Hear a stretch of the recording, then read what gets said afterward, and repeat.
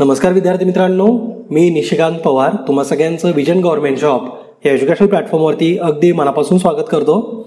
आपण लास्ट लेक्चरमध्ये महाराष्ट्राची राजकीय अस्थिरता थोडक्यात बघितली. त्यातमध्ये आपण जो भर होता हा अँटी डिफेक्शन लॉवरती दिला, म्हणजे पक्षांतर बंदी कायदा हा विषय आपण थोडक्यात समजून घेतला होता. त्यावेळेस आपण डिस्कस केलं होतं की महाराष्ट्राची राजकीय अस्थिरतेमुळं फ्लोअर टेस्ट वगैरे द्यावी लागेल. म्हणजे राज्याचे जे प्रमुख असतात, मुख्यमंत्री जे असतात, त्यांना त्यांच्या बाजूला किती आमदार आहेत हे सिद्ध करावं लागतं, विश्वास मत त्यांना पारित करावं लागतं. तर ती एक फ्लोअर टेस्ट होणार होती. पण जी काही अपडेट मिळाली याच्यानुसार तरी महाराष्ट्राचे मुख्यमंत्री ते म्हणजे उद्धव ठाकरे त्यांनी काल राजीनामा पण दिलाय आणि त्याच्यामुळं जे महाविकास आघाडीचं सरकार होतं हे महाराष्ट्रामध्ये कोसळलंय. आणि फायनली मग आता इथून पुढं कोण सत्ता बनवेल त्याच्यावरती परत काही अपडेट होतील. तर त्या गोष्टींमध्ये न जाता आपला मुख्य जो टॉपिक आहे तो म्हणजे आपल्याला राज्यपालांचा अधिकार या विषयाच्या माध्यमातून समजून घ्यायचा आहे. आता राज्यपालांना नेमके कोणते अधिकार आहेत? कारण ज्यावेळेस राज्यामध्ये राजकीय अस्थिरता निर्माण होते ना, तर त्यावेळेस राज्यपालांकडे असे अधिकार आहेत किंवा अशी काही त्यांच्यात तरतुदी करून ठेवलेली कलमं आहेत की ज्यांचा वापर करून राज्यपाल ह्या अस्थिर परिस्थितीला नियंत्रणामध्ये ठेवण्याचं काम करू शकतात. आता रिसेंटली तर या सरकारने राजीनामा दिला, म्हणजे सरकार कोसळलंय, मुख्यमंत्र्यांनी राजीनामा दिलाय.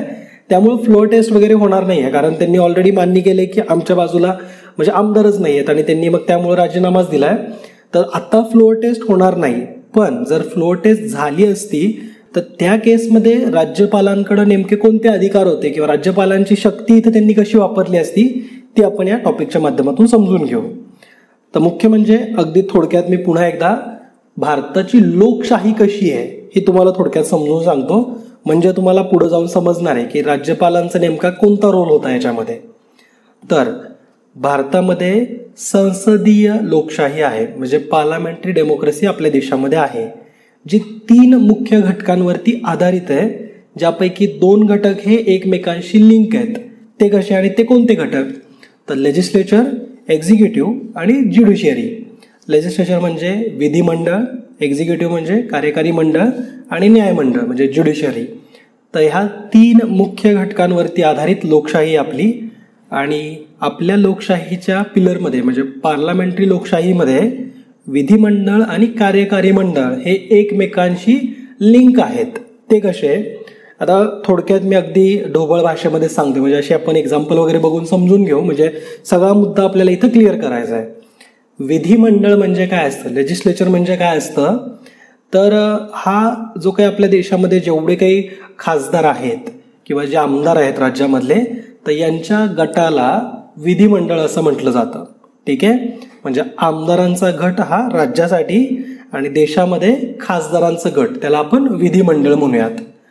आणि जे एक्झिक्युटिव्ह असतात, कार्यकारी मंडळ जे असतं ना, हे म्हणजे जे ॲक्च्युअलमध्ये काम करतात, सह्या करतात अशी माणसं, जसं की पंतप्रधान किंवा मंत्रिमंडळ त्यांचं, त्याच्यामध्ये वेगवेगळे मिनिस्ट्री येतील, त्याचे मंत्रालय असलेले मंत्री. आपण जर राज्यामधला विचार केला तर मुख्यमंत्री, त्यांचं मंत्रिमंडळ. तर हे सगळं एक्झिक्युटिव्हमध्ये येतात किंवा हे सगळे कार्यकारी मंडळामध्ये येतात. ठीक आहे, आता थोडासा विचार करून बघा की हे जे पंतप्रधान, देशासाठीचा आणि राज्यासाठी मुख्यमंत्री, हे कुठून निवडून येतात बरं, किंवा हे कोणत्या भागातून येतात? म्हणजेच काय, हे आमदार किंवा खासदार याच गटामधले काही ठराविक व्यक्ती असतात जे पुढं जाऊन पंतप्रधान, त्यांचं मंत्रिमंडळ किंवा मुख्यमंत्री आणि त्यांचं मंत्रिमंडळ ह्याच्यामध्ये सहभागी होतात. ठीक आहे, म्हणजे काय, एक्झाम्पलच बघितलं तर समजा विधिमंडळामध्ये एकूण 70 माणसं आहेत, तर या 70 पैकीच 25-30 माणसं मिळून कार्यकारी मंडळामध्ये जाऊन कोणतं ना कोणतं मंत्रिमंडळ फॉर्म करतील.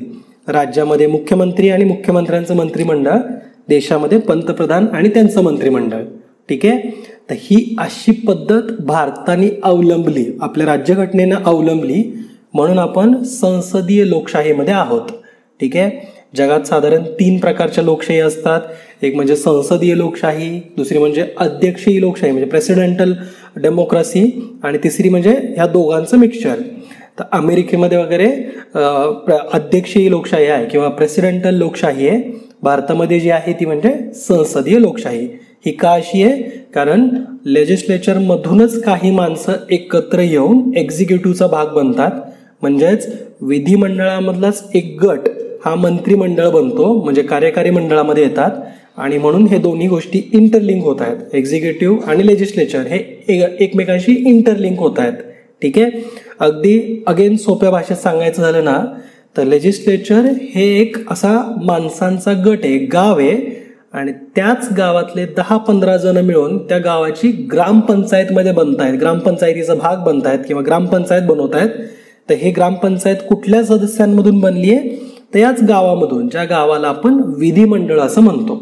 ठीक आहे. आता तुम्हाला सगळं काही क्लिअर झालं असेल. हे मी एवढं सगळं का सांगितलं? कारण आता प्रश्न बघा की जर त्या ग्रामपंचायतीमधली लोक ही काम करत नाहीयेत, म्हणजे ग्रामपंचायती म्हणजे ज्या लोकांनी ग्रामपंचायत बनवली हे लोक जर काम करत नाहीयेत तर ह्याच्याबद्दल जबाब कोण त्यांना विचारणार आहे? तर ते गाव, त्या गावामधले राहणारे लोक हे त्यांना विचारतील ना की तुम्ही काम करत नाहीये, आम्हाला ही ग्रामपंचायत नकोय, आता आम्हाला दुसऱ्या लोकांचा गट आहे त्याला आम्हाला ग्रामपंचायत बनवायचं आहे, असं होईल ना. तर तसंच जर मुख्यमंत्रीच्या केसमध्ये, म्हणजे राज्याच्या केसमध्ये मुख्यमंत्री आणि त्यांचं मंत्रिमंडळ यांच्यावरती जर आमदारांनी अविश्वास दाखवला किंवा आमदारांचं असं मत आहे की आम्ही या मुख्यमंत्री आणि मंत्रिमंडळाच्या पाठीशी नाही आहे, आम्हाला हे नको आहेत, तर यावेळेस काय होईल मग? तर या मुख्यमंत्र्याला किंवा त्यांच्या मंत्रिमंडळाला बदलण्याची गरज आहे असं वाटायला लागेल आणि त्याच्यामुळं राजकीय अस्थिरता निर्माण होते. आणि हीच अशी राजकीय अस्थिरता निर्माण झाल्यानंतर हा जो आमदारांचा गट आहे, ठीक आहे, लेजिस्लेचरचा जो गट आहे हा कुणाकडे जाईल? तर तो राज्यपालांकडे जाईल आणि तो म्हणाल की हे लोक आम्हाला मुख्यमंत्री किंवा मंत्रिमंडळामध्ये नको आहेत. ठीक आहे. आणि मग त्यावेळेस आता राज्यपालांचा रोल इथे येतो. तो आपण आता इथून पुढे व्यवस्थितपणे समजून घेऊ. तर आय होप आत्ता तुम्हाला सगळा मुद्दा व्यवस्थितपणे समजला असेल. आता ऍक्च्युअल ज्या आपल्या राज्यघटनेमधल्या ज्या गोष्टी आहेत, बारीक सारीक जे कलम वगैरे आहेत किंवा ज्या तरतुदी आहेत, हे आपण आता इथून पुढे समजून घेऊयात. आता राज्यामध्ये राजकीय अस्थिरता निर्माण झाल्यानंतर राज्यपालांचा असा रोल असतो हे तुम्हाला समजलंय की सगळे लोक हे आता राज्यपालांकडे जातील, राज्यपाल ह्या अस्थिरतेला स्थिर करण्याचा प्रयत्न करतील. कारण काय होईल माहिती का? अगेन आपण थोडंसं एक्झाम्पलमध्येच राहू. समजा जर राज्यपालांकडे असा जर आमदारांचा गट आला आणि ते म्हणतात की आम्हाला हे मुख्यमंत्री नको आहेत, हे मुख्यमंत्र्यांचं मंडळ नको आहे, तर त्यावेळेस काय होईल? राज्यपाल मुख्यमंत्र्यांना आणि त्यांच्या मंत्रिमंडळाला विचारतील की असं एवढे सगळे आमदार आमच्याकडे आलेत आणि ते म्हणतात की तुम्ही आम्हाला मुख्यमंत्री म्हणून नकोय आता काय करायचं? मुख्यमंत्री म्हणेल नाही हे ठराविकच आमदार म्हणतायत तसं, माझ्या पाठीमागं तर जेवढा नंबर रिक्वायर आहे सरकार फॉर्म करायला, गव्हर्नमेंट फॉर्म करायला, तेवढे आमदार माझ्याकडे आहेत. तर हे जे तुमच्याकडे जे आलेत ना, राज्यपालांना तो असं म्हणेल की हे जे तुमच्याकडे ठराविक जे आलेत ना आमदार, तर ते त्यांचं वैयक्तिक मत आहे, थोडासा गट येतो, पण मेजॉरिटी माझ्या बाजूला आहे आणि मेजॉरिटी असं म्हणते की हाच माणूस मुख्यमंत्री म्हणून पाहिजे आम्हाला. तर असं मुख्यमंत्री म्हणतील, ऑब्व्हियस आहे राज्यपालांना. तर त्यावेळेस राज्यपाल म्हणतील की ओके असं आहे का, तर मग आपण हे पेपरवरती सिद्ध करूयात. हे कुठं सिद्ध करायचं? मग चला आपण आपल्या विधिमंडळामध्ये भेटू आणि तिथं मग आम्ही सगळ्या आमदारांना बोलवतो आणि तिथं मग मी आदेश देईल की तुम्ही एक टेस्ट करा, एक चाचणी करा आणि तुमच्या बाजूला किती आमदार आहेत त्यांनी हात वर करायला लावा किंवा त्यांची आपण संख्या काउंट करूयात. ती जर संख्या तुमचं सरकार फॉर्म करण्या एवढी असेल तर तुम्ही राज्य कंटिन्यू ठेवा, तुमचं सरकार कंटिन्यू ठेवा. तर अशा प्रकारे हे गणित आहे. ठीक आहे. म्हणजे राज्यपालांचा रोल काय आहे की ती टेस्ट जी बोलवायची आहे ना, ह्या सगळ्या आमदारांनी विधिमंडळामध्ये या आणि तिथं आपण चाचणी वगैरे घेऊ, किती संख्या आहे ती मोजू. तर हे बोलवण्याचं काम राज्यपालांचं आहे. हे अगदी छोटंसं त्यांचं काम सांगतोय, बाकी आपण पुढे डिटेलमध्ये बघू. ठीक आहे. पण हा जो सगळा मुद्दा होता ना, हा 1994 पूर्वी अस्तित्वात नव्हता. 1994 पूर्वी काय होतं? राज्यपालांना जर वाटलं की ही सरकार आपल्याला बरखास्त करायची आहे तर राज्यपाल असं काही फ्लोअर टेस्टला वगैरे कोणाला बोलवत नव्हते. राज्यपाल स्वतः आदेश काढायचे आणि हे सरकार आता बरखास्त असा आदेश काढायचे. हा अधिकार राज्यपालांकडे होता. ठीक आहे. म्हणजे ते बहुमत गोळा करण्यासाठी बोलवत सुद्धा नव्हते. बहुमत नाहीये हे कारण जर त्यांच्या मनाला पटलं की राज्यपाल म्हणायचे की ही सरकार बरखास्त झाली. ठीक आहे. तर अशा प्रकारे राज्य सरकारला 1994 पूर्वी स्वतःचं बहुमत सिद्ध करण्याला किंवा सिद्ध करण्याची संधी सुद्धा उपलब्ध नव्हती. ठीक आहे. मग 1994 नंतर असं काय झालं? तर 1989 मध्ये कोर्टामध्ये एक केस गेली होती. कर्नाटकचे मुख्यमंत्री होते SR बोमई. तर यांच्या केसमध्ये 1994-95 मध्ये ज्यावेळेस निकाल आला त्यावेळेस सुप्रीम कोर्टने असं सांगितलंय की राज्य सरकारला एक चान्स दिला पाहिजे की त्यांचं बहुमत आहे की नाही हे त्यांना सिद्ध करण्याचा अधिकार असायला पाहिजे. आणि त्याचबरोबर सर्वोच्च न्यायालयाने खास असं मेन्शन करून सांगितलंय की बहुमत आहे की नाही हे सिद्ध करण्याचा अधिकार विधिमंडळाकडे असावा, कार्यकारी मंडळाकडे नको. कार्यकारी मंडळ म्हणजे काय, मी तुम्हाला सांगितलं ना की जे सही करायपुरते जे असतात, म्हणजे जे पंतप्रधान, त्यांचं मंत्रिमंडळ, राज्यपाल, त्यानंतर मुख्यमंत्री, मुख्यमंत्र्यांचं मंत्रिमंडळ, राष्ट्रपती, हे सगळे कार्यकारी मंडळाचा भाग आहेत. तर सुप्रीम कोर्टने तसं 1994च्या खटल्यामध्ये SR बोमई केसमध्ये सांगितलेलं आहे की बहुमत आहे की नाही हे सिद्ध करण्याचा अधिकार विधिमंडळाकडे असावा, ना की कार्यपालिकेकडं किंवा कार्यकारी मंडळाकडं. ठीक आहे. तर 1994 नंतर बहुमत सिद्ध करण्याचा अधिकार राज्य सरकारांना मिळालाय, संधी मिळाली आहे. आणि त्याच्यानुसार राज्यपाल आता फक्त फ्लोअर टेस्ट घेण्याचे आदेश देऊ शकतात किंवा फ्लोअर टेस्ट देण्यासाठी आमंत्रित करू शकतात. मात्र अशी सरकार राज्यपालांना डायरेक्टली बरखास्त करता येत नाही. ठीक आहे. आय होप तुम्हाला हा मुद्दा आता व्यवस्थितपणे समजला आहे. आता राज्यपालांकडे वेगवेगळ्या घटनात्मक तरतुदी कोणत्या आहेत हे आपण थोडक्यात जाणून घेऊ. त्याच्यामध्ये कलम 174 सब कलम 2B, कारण याच्यामध्येच राज्यपालांना तो सरकार बरखास्त करण्याचा अधिकार दिलाय. पण कधी, तर मंत्रिमंडळाच्या सल्ल्यानुसार राज्यपालांकडे विधानसभा भंग करण्याचा अधिकार आहे, भंग करण्याची शक्ती आहे. जर मुख्यमंत्र्यांचा सल्ला हा राज्यपालांना संशयास्पद वाटला तर त्यावेळेस स्वतःच्या सदसद विवेक बुद्धीचा वापर करून हा कलम 174 सब कलम 2B मध्ये जो अधिकार जो दिलाय राज्यपालांना त्याचा ते वापर करू शकतात. ठीक आहे. तर 174 सब कलम 2B तुम्हाला समजलं असेल. ठीक आहे. आता याच्या संदर्भात कलम 175 आहे, डायरेक्टली फ्लोअर टेस्टची संदर्भात असलेलं कलम आहे, त्याच्यामुळे हे पण लक्षात ठेवा. संख्याबळ सिद्ध करण्यासाठी राज्यपाल फ्लोअर टेस्टचे आमंत्रण मुख्यमंत्री किंवा सदर व्यक्तीला देऊ शकतात. हा अधिकार कलम 175नी राज्यपालांना दिलाय. कलम 174(2) सब कलम B आणि कलम 175 दोन्ही कलम लक्षात ठेवायचे. फ्लोअर टेस्ट संदर्भाचे किंवा राज्यपालांचे जे अधिकार आहेत तर याच्याशी संदर्भाचे हे महत्वाचे कलम आहेत. आता नेमकी फ्लोअर टेस्ट काय असते बरं, खूप चर्चा याच्यावरती झाली असेल. फ्लोअर टेस्ट म्हणजे नेमकं काय असतं, आणि खरं तर ना फ्लोअर टेस्ट हे 2 प्रकारचे असतात बरं. आता हे लक्षात ठेवा, एक कॉम्पोजिट फ्लोअर टेस्ट असते आणि नुसती एक flour test. Composite flour test कधी असते हे पहिल्यांदा ऐकून घ्या. कॉम्पोजिट फ्लोअर टेस्ट तर ही अशा केसमध्ये होते ज्या केसमध्ये 2 वेगवेगळे नेतृत्व समोर आलेले आहेत आणि ते म्हणतायत की आम्ही सत्ता स्थापन करू शकतो. म्हणजे फॉर एक्झाम्पल A आणि B असे 2 गट आहेत, दोघांचे इलेक्शन वगैरे झाले आणि दोघं जण म्हणतात, ए पण म्हणतोय की माझ्याकडे बहुमत आहे, बी पण म्हणतोय माझ्याकडे बहुमत आहे. तर दोघं जण म्हणतायत की आम्ही सत्ता आमची स्थापन करतो. ठीक आहे. असं जर झालं तर राज्यपाल म्हणतील ना की अरे मी कुणाला सत्ता फॉर्म करण्याची संधी देऊ, याच्या बदला कोण मुख्यमंत्री आणि कोण म्हणजे मंत्रिमंडळ फॉर्म करणार आहे. तर त्यावेळेस राज्यपालांसमोर प्रश्न पडतोय. तर तो सॉल्व्ह करण्यासाठी राज्यपाल दोघांना पण म्हणतात की आपण एक जॉईंट सेशन बोलूयात विधानसभेमध्ये आणि तिथं तुम्ही दोघं जण एक टेस्ट द्या, फ्लोअर टेस्ट द्या. म्हणजे एच्या बाजूला किती आमदार आहेत आणि बीच्या बाजूला किती आहेत हे आपल्याला तिथं स्पष्ट होईल. तर त्याच्यासाठी ज्यावेळेस राज्यपाल फ्लोअर टेस्ट बोलवतात त्याला कॉम्पोजिट फ्लोअर टेस्ट असं म्हणतात. ठीक आहे.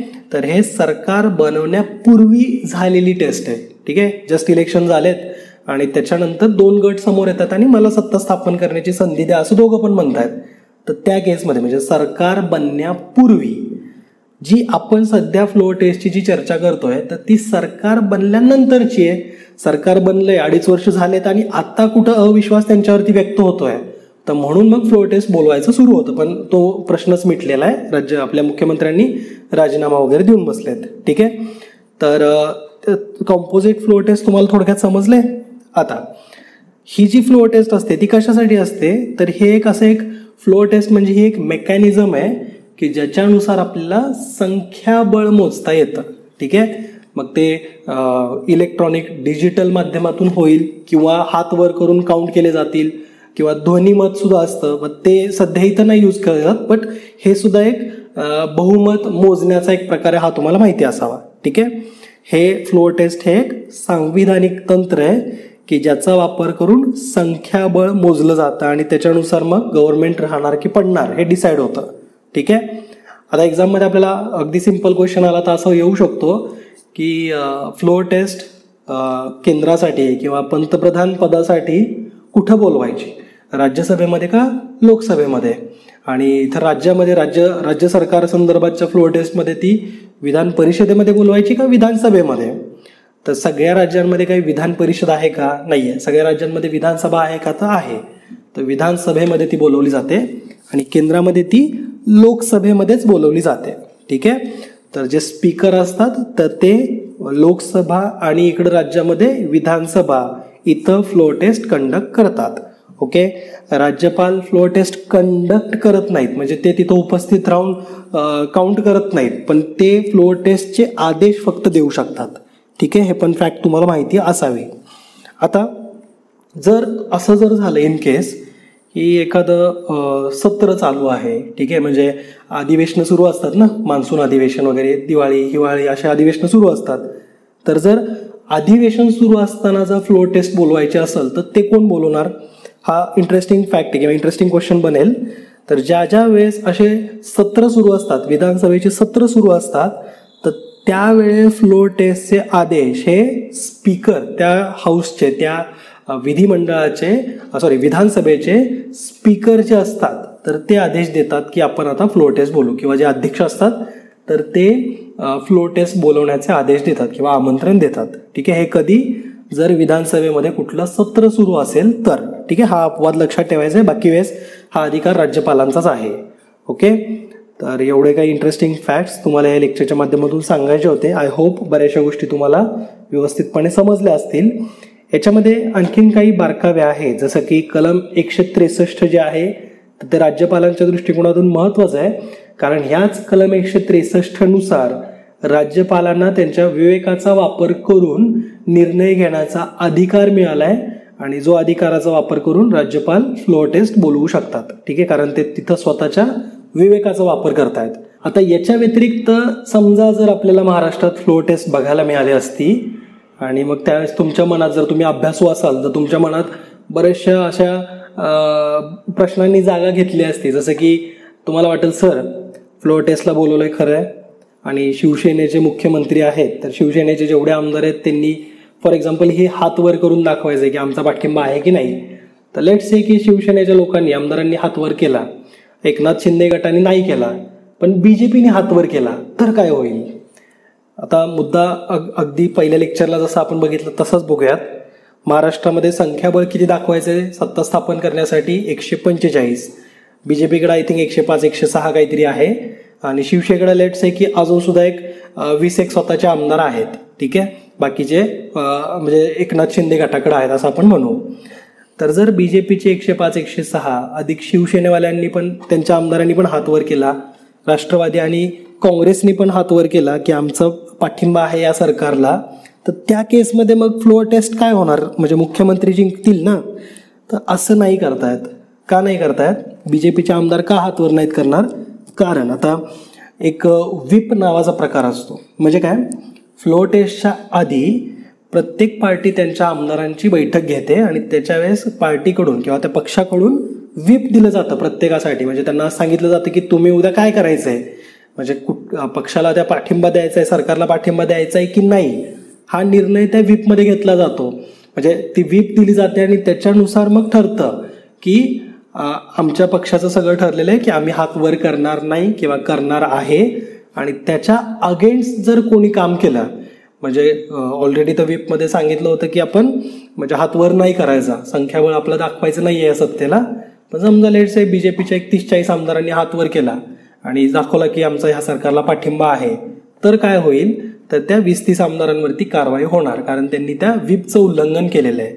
ठीक आहे. तर असं करता येत नाही. तर जर समजा होता अभ्यास करता करता बालमनाला बरेचसे प्रश्न सुचतात आणि वाटतं मग न्यूज चॅनल बघून की अरे असाच जर गेम झाला तर, म्हणजे बाकी सगळे एकत्र झाले आणि हे एकनाथ शिंदे गटच जर वेगळा पडला असला तर सत्ता तर शिवसेनेचीच राहील, म्हणजे याच महाविकास आघाडीचीच राहील. तर असे प्रश्न जर पडले असतील तर आय होप त्याचा आन्सर तुम्हाला कळाला असेल. ठीक आहे. अगेन शिवसेना पण असंच करते की त्यांच्या आमदारांना बोलवते आणि त्यांना व्हीप देऊन सांगते की म्हणजे तुम्ही उद्या हात वर करायचा आहे, ठीक आहे, फ्लोअर टेस्ट होणार आहे आणि तुम्ही हात वर करायचा. जर नाही केला तर त्यांच्यावरती शिवसेना कारवाई करेल ना. तर एकनाथ शिंदे गट ऑलरेडी मग आता ते लिगल फाईटमध्येच गेलेलं आहे की नेमकी आता शिवसेना कोणाची वगैरे. तर त्या मुद्द्यामध्ये आता न जाता डायरेक्टली फ्लोअर टेस्ट आणि राज्यपालांचा अधिकार वगैरे तुम्हाला लेक्चरच्या माध्यमातून समजला असेल ही एक अपेक्षा आहे. अगेन जाता आता एक इंटरेस्टिंग क्वेश्चन जो तुम्हाला मुख्य परीक्षेच्या दृष्टिकोनातून लिहायचा आहे. जर तुम्ही अभ्यासाला खरंच सिरियसली घेतलं ना तर आजपासून किंवा कालच्या परवाच्या लेक्चरपासून जे तुम्ही क्वेश्चन बघताय ॲटलिस्ट त्याची तरी डेली लिखाणाच्या माध्यमातून प्रॅक्टिस करा. जर तुम्हाला असे प्रश्न डेली हवे असतील तर ते सुद्धा आम्हाला कमेंट करून कळवा. त्याच्याविषयी सुद्धा आम्ही विचार करून डेली जो चर्चेतला विषय असणार आहे तर तो तुम्हाला आमच्या टेलिग्राम चॅनलवरती किंवा आपल्या यूट्यूब चॅनलवरती कम्युनिटी सेशनला असं टाकता येईल तो प्रश्न की तुम्ही ह्या प्रश्नाला व्यवस्थितपणे लिहा. याच्यामुळं काय होतं माहिती का, तुमच्या लिखाणाची सवय चांगली होईल. कारण बरेचशा जणांचं जर डिग्री बरेचशे वर्ष होऊन गेले असेल, 1-2 वर्षाचा गॅप पडला असेल डिग्री होऊन, तर लिखाण कामाची स्पीड कमी पडते, लिहिता येत नाही, असं होतं, सुचत नाही. तर त्याच्यासाठी प्रॅक्टिस करणं गरजेचं आहे. आणि हा प्रश्न एक तुमच्या अभ्यासाची जाणीव करून देणाराच प्रश्न आहे. इंटरेस्टिंग प्रश्न आहे. भारतीय संसदीय लोकशाही व अमेरिकेची अध्यक्षीय लोकशाही यातील मुख्य फरक लिहून भारतीय राज्यघटनेतील विधिमंडळ व कार्यकारी मंडळ स्पष्ट करा. तर इंटरेस्टिंग क्वेश्चन आहे ना, जे आपण या लेक्चरमध्ये थोडा अभ्यासला आहे तर तेच तुम्हाला लिहायचं आहे. फक्त आपण अमेरिकेची अध्यक्षीय लोकशाही खूप डिटेलमध्ये नाही बघितली तर त्याचा तुम्हाला अभ्यास करावा लागेल. तर हा प्रश्न 15 मार्कासाठी आहे आणि याचं आन्सर तुम्ही आमच्या टेलिग्राम ID ला आमच्याशी शेअर करून पाठवू शकता. मग आम्ही तुम्हाला त्याचे मार्क किती पडत आहेत, त्याच्यानंतर तुम्हाला कोणता ग्रेड मिळेल ह्या उत्तरासाठी तुमच्या याच्याबद्दलच्या कल्पना देऊ. आणि हे तुम्ही सातत्याने करत राहायचे जेणेकरून तुमच्या अभ्यासाची वाटचाल चांगली सुनिश्चित तुम्हाला करता येईल. ठीक आहे. तर भेटूत नेक्स्ट लेक्चरमध्ये. जय हिंद, जय महाराष्ट्र. धन्यवाद.